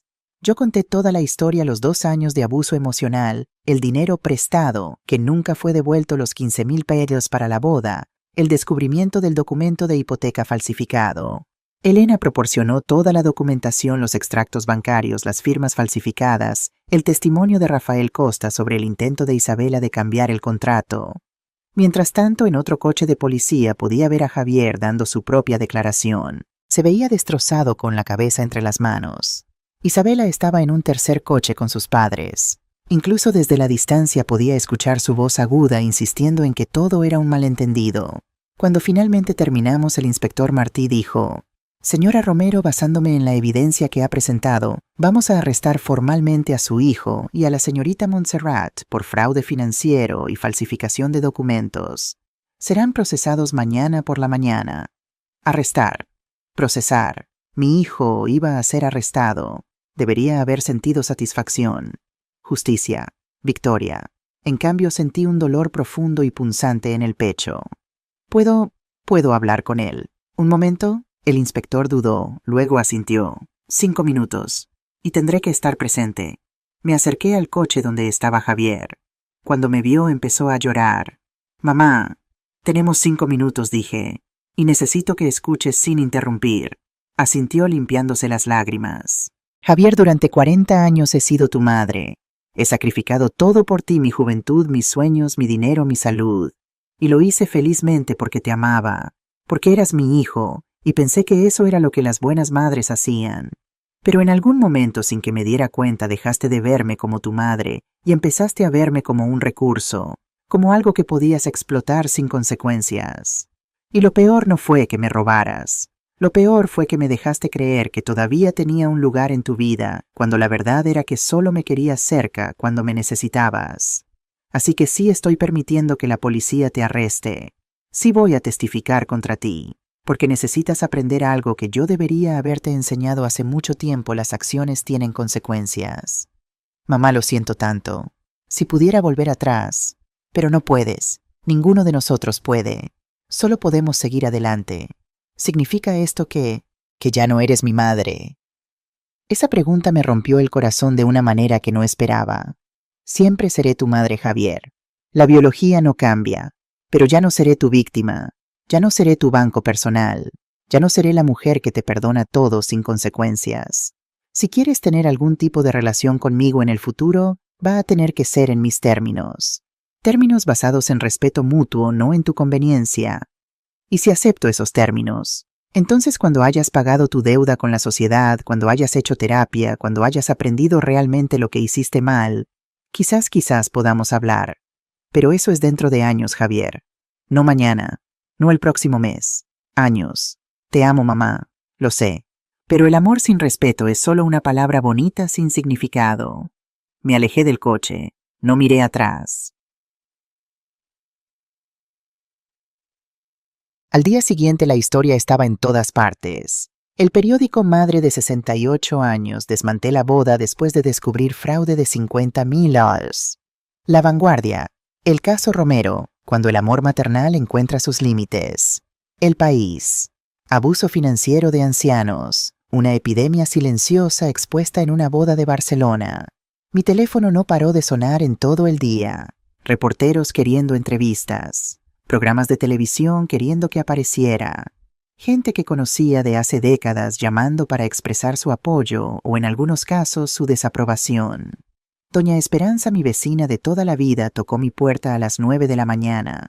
Catalina, acabo de leer el periódico. No puedo creer que Javier, ese niño que vi crecer. ¿Cómo pudo hacerte esto? La gente cambia, Esperanza. O quizás nunca los conocimos realmente. Pero arrestarlo no fue demasiado lejos. Esa pregunta me la hicieron muchas veces en los días siguientes. No fue demasiado lejos. ¿No podrías haber resuelto esto en privado? ¿Vale la pena destruir la vida de tu hijo por dinero? Mi respuesta siempre era la misma. No se trata del dinero. Se trata de la dignidad. Se trata de enseñarle a las mujeres de mi generación que no tienen que aceptar el abuso solo porque viene de sus hijos. Se trata de decir, basta. Elena había coordinado una entrevista con el programa 30 Minutes de TV3. Inicialmente dudé. No sé si quiero que toda Cataluña conozca mi historia. Toda Cataluña ya conoce tu historia, Catalina. Los periódicos se aseguraron de eso. La pregunta es, ¿quieres controlar la narrativa o dejar que otros la cuenten por ti? Tenía razón. La entrevista se realizó en mi apartamento 3 días después del incidente. El periodista, un hombre de unos 40 años llamado Jordi Basté, fue respetuoso pero directo. Señora Romero, algunas personas dicen que su reacción fue desproporcionada. Que arruinar públicamente la boda de su hijo y hacer que lo arrestaran fue un acto de venganza, no de justicia. Esas personas probablemente nunca han sido víctimas de abuso financiero, respondí. Probablemente nunca han sentido lo que es dar todo lo que tienes, solo para descubrir que te vieron como una fuente de dinero, no como una persona. Mi reacción no fue desproporcionada. Fue proporcional a años de abuso acumulado. Y sí fue pública porque quería que otras mujeres en situaciones similares vieran que es posible defenderse. No le preocupa la relación con su hijo. ¿Qué relación, Jordi? La relación que teníamos era una mentira. Era yo dando y él tomando. Eso no es una relación. Eso es explotación. Y si él busca reconciliación en el futuro, entonces hablaremos. Pero será bajo condiciones muy diferentes. Ya no soy la madre desesperada por migajas de atención. Soy Catalina Romero, una mujer que finalmente aprendió su propio valor. La entrevista se emitió el jueves siguiente. Según Elena, tuvo más de 2 millones de espectadores. Mi buzón de correo se llenó de cartas, cientos de ellas. Mujeres de toda España contándome sus propias historias de abuso financiero por parte de hijos, nietos, sobrinos. Una carta en particular me quedó grabada. Querida Catalina, tengo 73 años. Durante los últimos 10 años, mi hija y su esposo han estado viviendo en mi casa temporalmente, mientras ahorran para su propia casa. No pagan renta, no pagan servicios. Cuando les pedí que contribuyeran, me llamaron egoísta. Tu historia me dio el coraje para pedirles que se vayan. Se fueron enfadados, pero por primera vez en 10 años, tengo paz en mi propia casa. Gracias por mostrarme que está bien poner límites. Rosa Sevilla, esa carta me hizo llorar, porque me di cuenta de que mi dolor, mi humillación pública, mi confrontación, había servido para algo más grande que yo misma.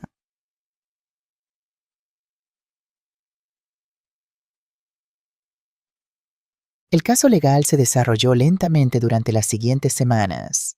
Javier, siguiendo el consejo de su abogado, se declaró culpable de fraude financiero. A cambio de su cooperación, el fiscal redujo los cargos de fraude agravado a fraude simple.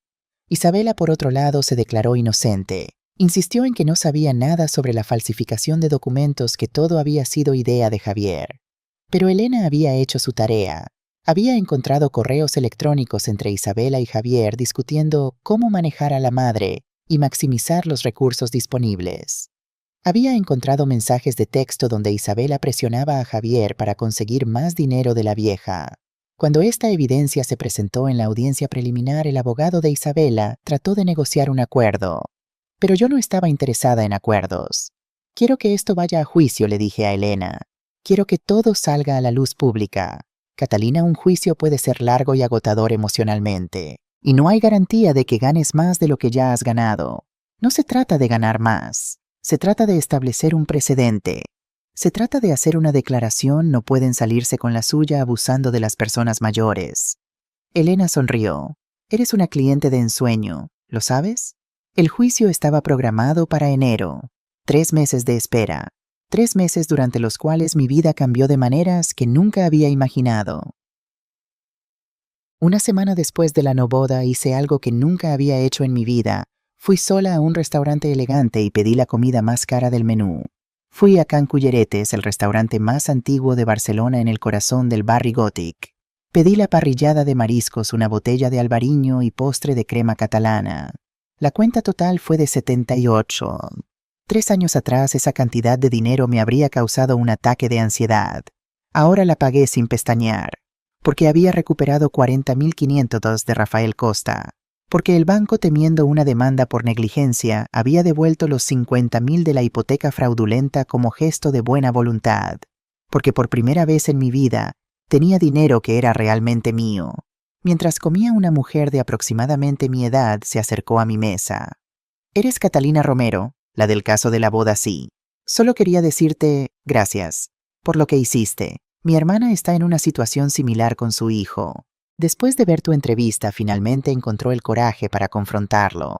Así que gracias». Esas interacciones se volvieron comunes. Mujeres deteniéndome en la calle, en el supermercado, en el metro. Todas con historias similares, todas encontrando coraje en mi ejemplo. Pero no todo fue positivo. Algunos de mis vecinos más antiguos me evitaban. Doña Carmen de la farmacia dejó de saludarme. Don Josep del Estanco me dijo directamente: «Lo que hiciste estuvo mal, Catalina. Un hijo es un hijo. Debiste haberlo perdonado en privado. Y dejar que siguiera robándome, dejar que siguiera faltándome al respeto, es tu hijo. El honor familiar es más importante que el orgullo personal. Don Josep, con todo respeto, el honor que se construye sobre mentiras y abuso no es verdadero honor». Esas confrontaciones dolían, porque estos eran vecinos que conocía desde hace 30 años. Pero también me liberaban de la expectativa de ser la buena madre que perdona todo. Mercedes se convirtió en mi roca durante este tiempo. Venía todos los días a tomar café, a veces solo para sentarse conmigo en silencio. «¿Cómo te sientes hoy?», preguntaba cada mañana. Y la respuesta variaba. Algunos días me sentía poderosa y libre. Otros días lloraba por la pérdida de la relación con mi hijo. Y algunos días sentía ambas cosas al mismo tiempo. «Es normal», me aseguraba Mercedes. «El duelo no es lineal. Estás de luto por la relación que pensabas que tenías». Tenía razón. Estaba de luto, no por Javier el hombre real, sino por Javier el hijo imaginario que existía en mi cabeza.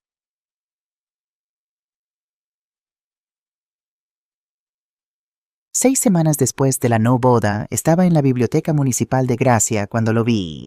Mateo Serra, un hombre de unos 72 años con cabello completamente blanco y ojos azules brillantes. Estaba en la sección de arte hojeando un libro sobre Miró. No sé por qué me acerqué.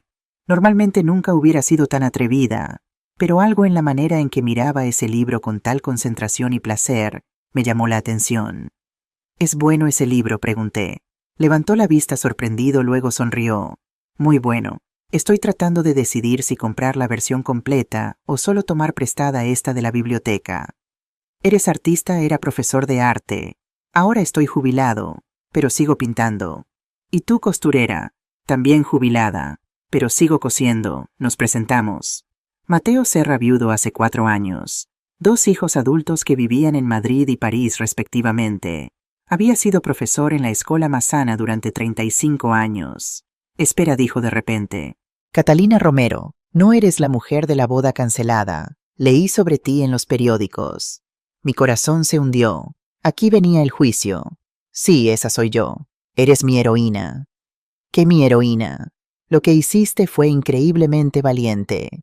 Mi esposa, que en paz descanse, habría hecho lo mismo si nuestros hijos se hubieran atrevido a tratarla así. Nos sentamos en una de las mesas de la biblioteca y hablamos durante 2 horas. Sobre arte y costura, sobre pérdida y soledad, sobre el desafío de reinventarse a una edad en la que se supone que ya deberías tener todo resuelto. Cuando finalmente nos despedimos, Mateo dijo: hay un grupo de pintura para adultos mayores que se reúne los martes y jueves en el centro cívico. ¿Te gustaría venir? No tienes que saber pintar. Solo tienes que querer intentarlo. Nunca he pintado en mi vida. Perfectamente. Los mejores artistas son los que no tienen miedo de ser malos al principio. Fui al grupo de pintura ese martes y descubrí que tenía una habilidad natural para la acuarela. Las mismas manos que habían cosido miles de puntadas perfectas podían crear delicados lavados de color. Mateo me enseñó, pero no de manera condescendiente, con respeto, con paciencia. Tienes un ojo natural para la composición, me dijo después de mi tercera clase. Probablemente viene de tus años diseñando ropa. ¿Crees que podría vender algo algún día? ¿Por qué no? La edad no determina el talento. Durante las semanas siguientes, Mateo y yo nos hicimos amigos. Solo amigos. Tomábamos café después de clase. Visitamos el Museo Picasso juntos. Hablamos sobre libros y política y arte. Una tarde, mientras paseábamos por el Park Güell, me preguntó: ¿has sabido algo de tu hijo? Envía cartas, a través de su abogado, pidiendo perdón, preguntando si podemos hablar. Y vas a responder: no lo sé. Parte de mí quiere creer que realmente cambió, pero la otra parte recuerda que ya creí en él antes y me destruyó. Puedo ofrecerte un consejo no solicitado. Por favor, no tienes que decidir ahora. El perdón, si viene, vendrá en su propio tiempo. No puedes forzarlo. No puedes apurarlo. Solo puedes vivir tu vida y ver qué sientes cuando el polvo finalmente se asiente. Era exactamente lo que necesitaba escuchar. 2 meses después de conocer a Mateo, recibí una llamada de una productora de televisión en Madrid. Señora Romero, me llamo Laura Mendoza. Soy productora del programa Espejo Público en Antena 3. Nos gustaría invitarla a participar en un segmento especial sobre abuso financiero de ancianos. En Madrid, no sé si puedo. Pagaríamos todos sus gastos, por supuesto. Viaje, hotel, comidas. Y le pagaríamos 1.500 por su participación. 1.500 euros por contar mi historia en televisión nacional. Era más de lo que solía ganar en 2 meses cosiendo. Puedo pensarlo, por supuesto, pero necesitaríamos una respuesta en 3 días. El programa se grabaría la próxima semana. Llamé a Elena. Hazlo, dijo sin dudarlo. Tu historia necesita ser escuchada. Y además, 1.500 no está mal. Llamé a Mercedes. Hazlo. Y yo voy contigo. Ya era hora de que tuviéramos unas vacaciones en Madrid. Llamé a Mateo. ¿Qué piensas tú?, me preguntó. Tengo miedo. ¿Y si digo algo equivocado? ¿Y si la gente piensa que soy horrible por denunciar a mi hijo? Catalina, algunas personas siempre pensarán que eres horrible. Podrías dar tu último euro a la caridad y alguien diría que deberías haber dado 2. No puedes vivir tu vida preocupándote por lo que piensan los demás. Entonces debería hacerlo. Solo tú puedes decidir eso. Pero te diré esto: cada vez que compartes tu historia, le das poder a otra mujer para compartir la suya. Eso es importante. Acepté la invitación. El programa se grabó en un estudio elegante en Madrid. Junto a mí había otras 2 mujeres, una de 71 años, cuya nieta había vaciado su cuenta bancaria, y otra de 65, cuya hija había vendido su casa sin su conocimiento. El presentador, Susana Griso, fue compasiva pero directa. Catalina, algunas personas dirían que cancelar la boda de tu hijo públicamente fue una venganza cruel. ¿Qué les dirías? Les diría que confunden la justicia con la venganza. La venganza es causar dolor sin propósito. La justicia es establecer consecuencias proporcionales a las acciones. Mi hijo cometió fraude. Mi nuera intentó robar mi identidad. Cancelar la boda no fue cruel. Fue la consecuencia natural de sus acciones. Pero no pudiste haberlo manejado en privado. Lo intenté. Durante 2 años intenté hablar con mi hijo sobre cómo me sentía. Él me ignoró, me minimizó, me usó. La confrontación pública no fue mi primera opción. Fue mi última opción después de que todas las opciones privadas fallaran. ¿Y ahora hay alguna posibilidad de reconciliación? Respiré profundamente. Si mi hijo hace el trabajo real de cambiar, de entender verdaderamente lo que hizo, de ir a terapia, de hacer restitución, entonces quizás algún día podamos tener algún tipo de relación. Pero será una relación nueva construida sobre respeto mutuo, no sobre mi sacrificio interminable. El programa se emitió 2 semanas después.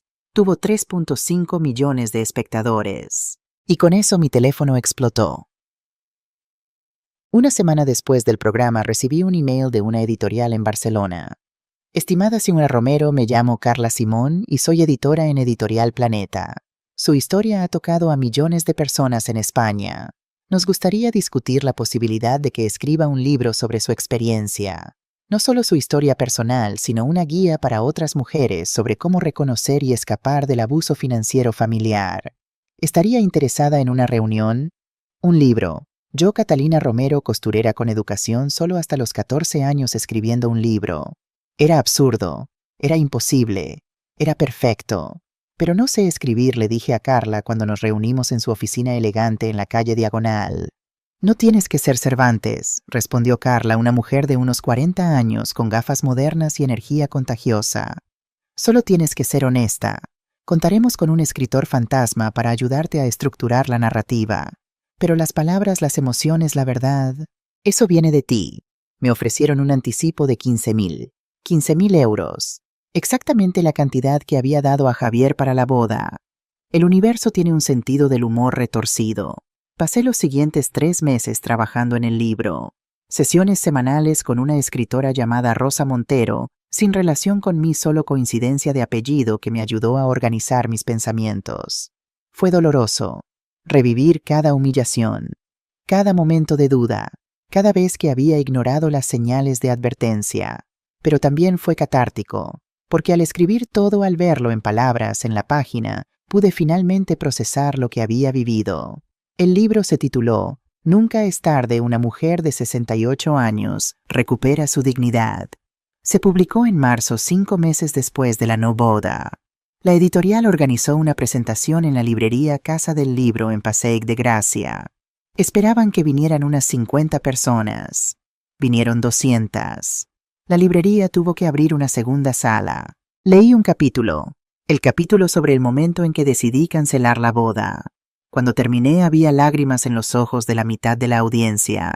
Durante la sesión de preguntas, una mujer joven de unos 30 años levantó la mano.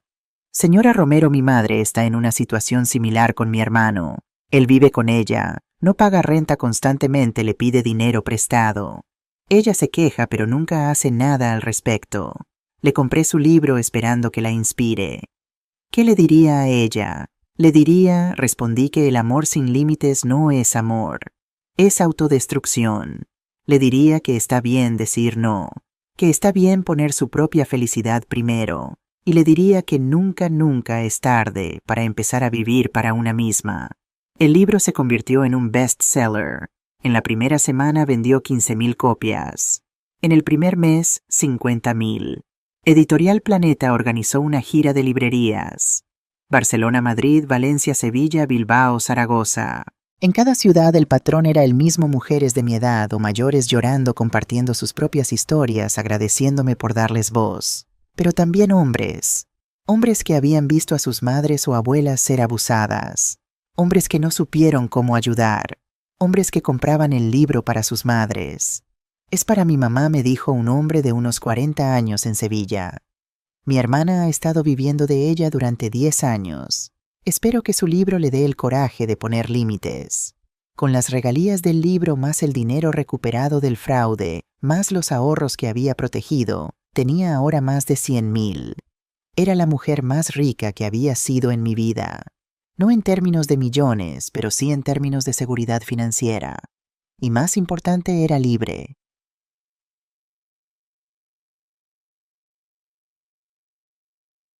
El juicio comenzó en marzo, el mismo mes que se publicó mi libro. La sala del tribunal estaba llena. Reporteros, activistas de derechos de ancianos, mujeres que habían leído mi libro. Y en la parte de atrás, Mateo y Mercedes, mis pilares de apoyo.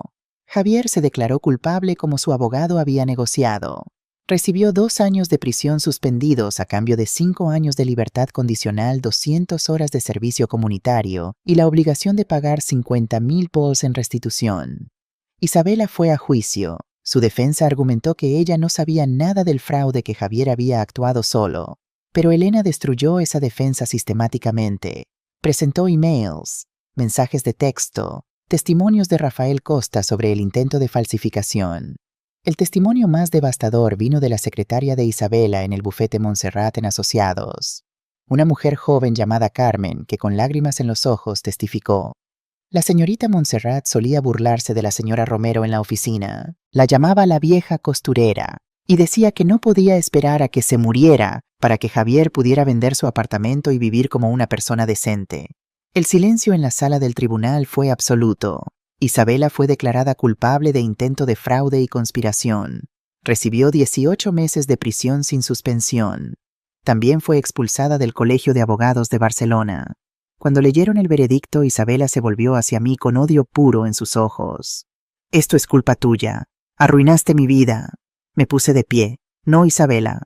Tú arruinaste tu propia vida cuando decidiste que robar y mentir era aceptable. Yo solo me defendí». La sacaron de la sala mientras gritaba obscenidades. Javier, en cambio, no dijo nada. Solo me miró con ojos vacíos, como si finalmente entendiera la magnitud de lo que había perdido.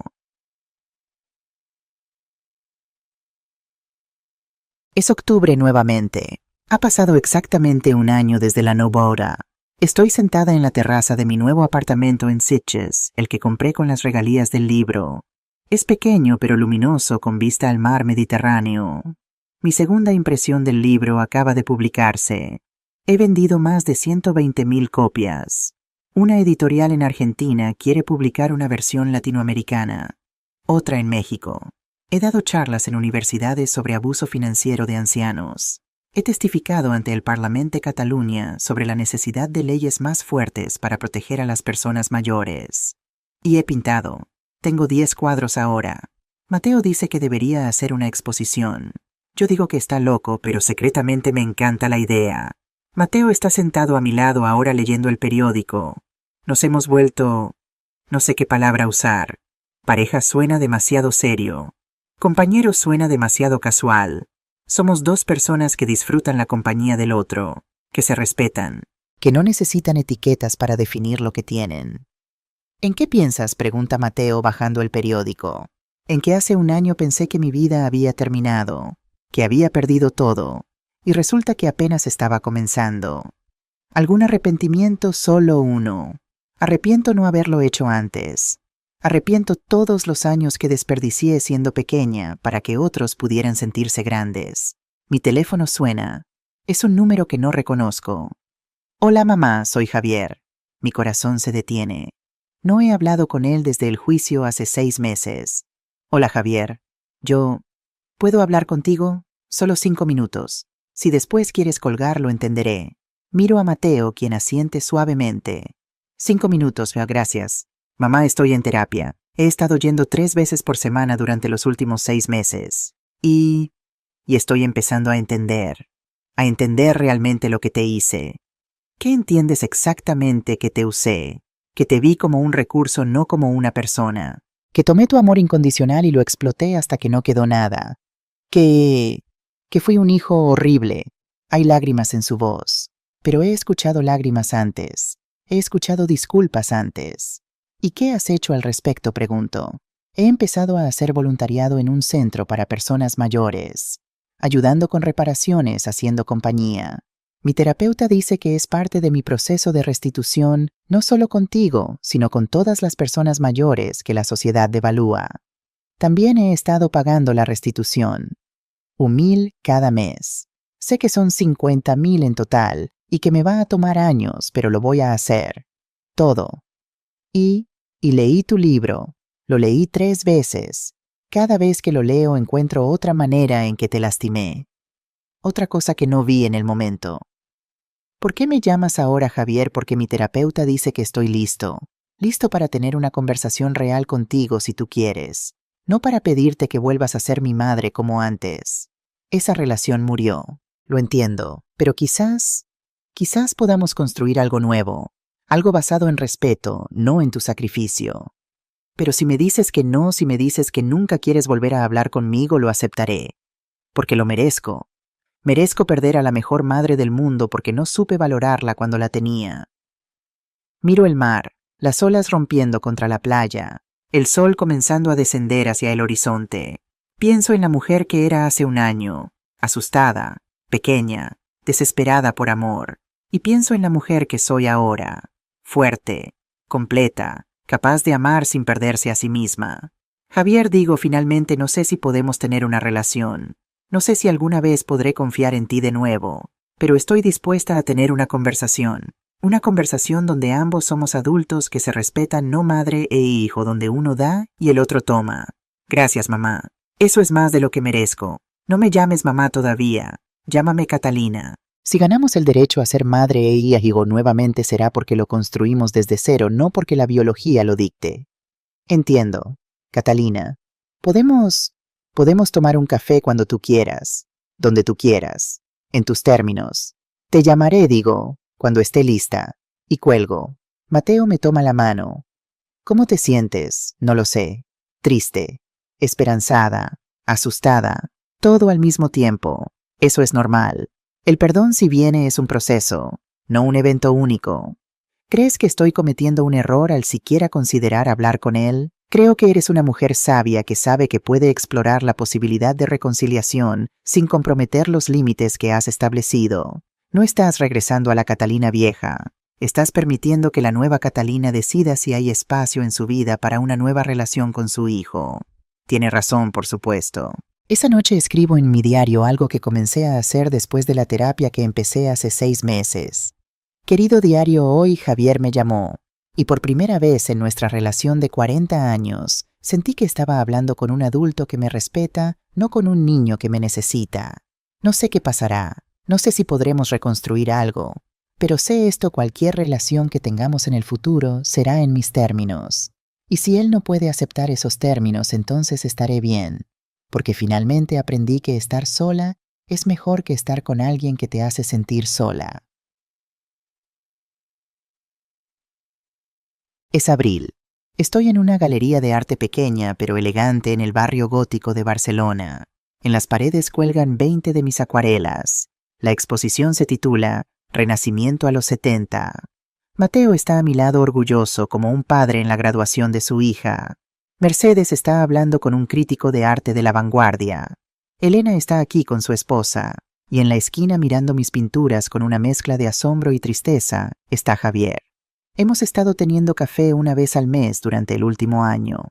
Conversaciones cuidadosas, conversaciones donde ambos pesamos nuestras palabras, conversaciones que lentamente, muy lentamente están construyendo algo nuevo. No es la relación madre-hijo que teníamos antes. Nunca lo será. Esa relación murió en la capilla de Montserrat. Esto es algo diferente. 2 adultos que comparten ADN y un pasado doloroso intentando ver si pueden compartir un futuro basado en respeto mutuo. Algunos días creo que es posible. Otros días no estoy segura. Pero lo que sí sé es esto: mi felicidad ya no depende de él. Mi valor ya no está determinado por si me ama o me necesita. Soy Catalina Romero. Tengo 70 años. Soy autora bestseller. Soy artista, soy activista contra el abuso de ancianos, soy compañera de Mateo, soy amiga de Mercedes, y sobre todo, finalmente, después de 70 años, soy mía. Javier se acerca nerviosamente. Catalina, tus pinturas son hermosas. No sabía que tenías este talento. Yo tampoco, respondo. Resulta que cuando dejas de vivir para otros, descubres partes de ti misma que ni siquiera sabías que existían. He estado yendo a terapia, regularmente. Como prometí. Lo sé. Tu terapeuta me llamó. Dice que estás haciendo un trabajo real. ¿Hablas con mi terapeuta? Me pidió permiso para consultarme sobre tu progreso. Dije que sí, siempre y cuando fuera opcional para mí, no una obligación. Javier asiente procesando esto. Todo es diferente ahora, ¿verdad? Tú eres diferente. Sí. ¿Eso te molesta? No. Me asusta un poco. Pero también me hace admirarte. Desearía haber visto esto antes. Desearía haber conocido a esta Catalina cuando todavía tenía el privilegio de llamarte mamá. Tal vez digo suavemente, esta Catalina solo pudo existir después de que la otra Catalina fuera destruida. Tal vez necesitaba tocar fondo para poder volver a subir. Eso me hace el villano de tu historia de origen. Sonrío a pesar de mí misma. No, tú eres el catalizador. Pero el héroe siempre he sido yo. Una mujer mayor se acerca a nosotros. Disculpe, ¿es usted Catalina Romero, la autora de Nunca es tarde? Sí, soy yo. Solo quería agradecerle. Su libro me dio el coraje de confrontar a mi hijo sobre su abuso financiero. Ahora por primera vez en 10 años tengo el control de mi propio dinero. Así que gracias. Gracias por mostrarme que está bien poner límites. Me abraza con lágrimas en los ojos y se va. Javier me mira. Eso pasa a menudo, ¿verdad? Gente agradeciéndote. Sí. Mi historia les dio permiso para contar las suyas. Catalina, yo... Algún día podrás perdonarme completamente. Miro a este hombre. Mi hijo biológico. Un extraño que estoy conociendo de nuevo. No lo sé, Javier. El perdón no es un interruptor que puedes encender. Es un proceso. Algunos días te he perdonado. Otros días todavía estoy enojada. Y ambas cosas están bien. Y algún día podré volver a llamarte mamá. Pienso en esa palabra. Mamá. Una palabra que llevé durante 40 años como una insignia de honor. Una palabra que también fue mi prisión. Tal vez digo finalmente, pero si ese día llega será porque lo ganaste, no porque lo heredaste. ¿Entiendes la diferencia?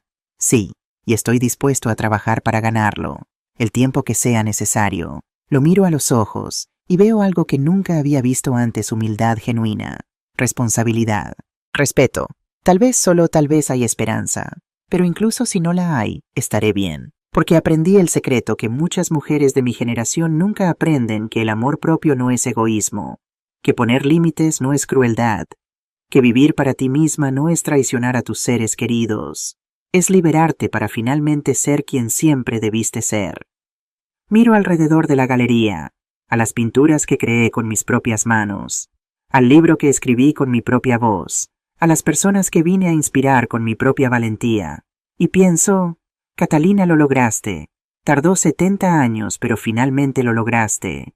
Finalmente eres libre. El sol se pone sobre Barcelona pintando el cielo de naranjas y rosas exactamente como aquel día en Montserrat hace 18 meses. Pero esta vez no estoy mirando hacia atrás con dolor. Estoy mirando hacia adelante con esperanza, porque mi historia no termina con una boda cancelada. Termina con un renacimiento. Y a los 70 años finalmente mi vida acaba de comenzar.